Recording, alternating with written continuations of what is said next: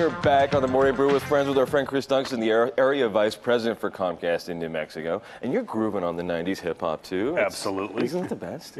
Good stuff. Right, I know. And other good stuff, you guys at Comcast are going through some changes, it looks like. Yeah. And, changes in the notes here say you're reinventing the customer experience. And what does that really mean for Comcast customers? Yeah, this is one I'm really passionate about. And that is that we're redefining what excellent customer service looks like. We want to look at everything through the lens of our customers and figure out how to make it easy to do business with us and to where customers can quickly and efficiently get what they're looking for.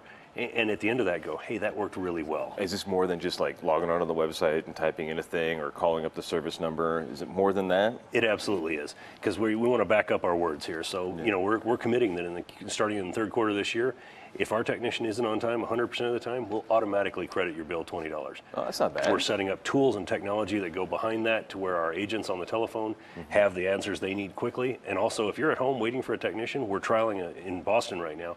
It's called Tech Tracker. So you can look and see, where is my technician right now who's coming out to install my service? Because I have been that guy, Chris, That's who right. has called the Comcast number and then not been able to be at home. Yep. When the guy was there. That happens. Hey, we're all living busy lives. Right. I'd missed him by like 10 minutes. If I'd have been at a tracker, it would have been easy. That's right. Yes. So make sure we're all on the same page. So I've we're gone to investing. the Xfinity stores, and they're able to swap out equipment there pretty quickly. That's exactly right. We've got Xfinity stores across the state, and we can take care of customer needs there, and hopefully, introduce you to the new products, new exciting stuff we've got. Right. I got a new router.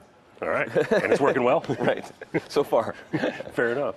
No, we're launching a lot of new and great customer things, because also we recognize that at our core, we're a technology company. So launching new technology and stuff that our customers want is really what we're looking for.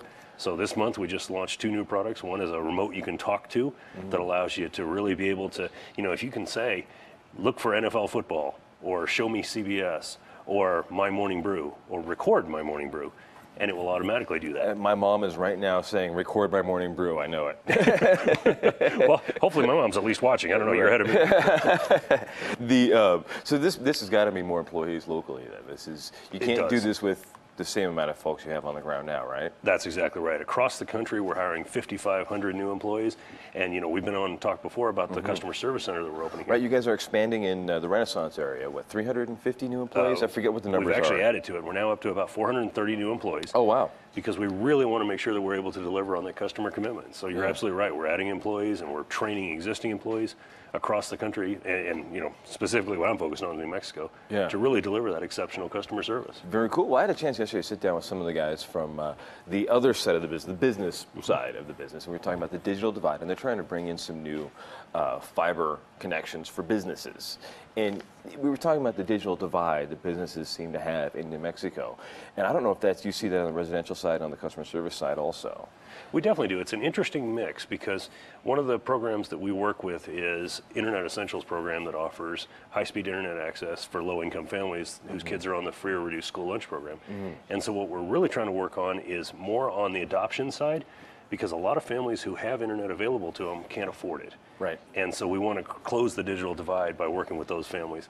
Because if you think about it, you can't apply for a job right now without the internet. Right. You don't know what comes available. There's current news. You're going to hear about family members who are across the country or around the world. Right. And we want to make that available. All the city, county services that all of us need, basics like when is garbage day. Exactly. Lisa was on here just a minute ago talking about burnco.gov. Right. That's a connection to services that people need. Right, right. So, is that something, how does Comcast actually do that? is this the kind of thing you just hook up, I'm assuming you don't just hook up people for free, or do you?